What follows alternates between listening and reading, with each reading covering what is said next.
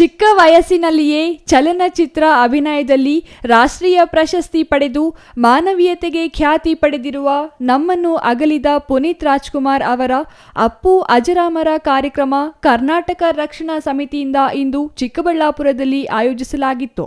ಬೆಳ್ಳಿ ರಥದಲ್ಲಿ ತಾಯಿ ಭುವನೇಶ್ವರಿ ಹಾಗೂ ಅಪ್ಪು ಭಾವಚಿತ್ರವನ್ನಿಟ್ಟು ಶಾಲಾ ಕಾಲೇಜು ವಿದ್ಯಾರ್ಥಿಗಳಿಂದ ವಿವಿಧ ಕಲಾ ತಂಡಗಳೊಂದಿಗೆ ಭವ್ಯ ಮೆರವಣಿಗೆ ನಡೆಸಲಾಯಿತು.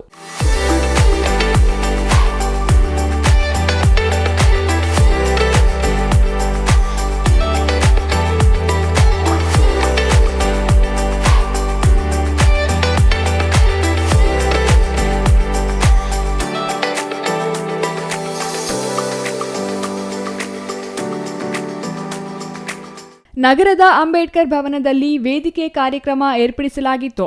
ಈ ವೇಳೆ ಮಾತನಾಡಿದ ಕರ್ನಾಟಕ ರಕ್ಷಣಾ ಸಮಿತಿ ಸಂಸ್ಥಾಪಕ ಅಧ್ಯಕ್ಷ ಮಂಚನಬಲೆ ಸ್ಟಾರ್ ಸೀನು ಅವರು, ಕರ್ನಾಟಕದಲ್ಲಿ ಹುಟ್ಟಿ ಬೆಳೆದ ನಾವು ನಮ್ಮ ನೆಲ, ಜಲ, ನಾಡು, ನುಡಿ, ಭಾಷೆ ಉಳಿಸಿ ಬೆಳೆಸುವುದು ನಮ್ಮೆಲ್ಲರ ಕರ್ತವ್ಯವಾಗಿದೆ.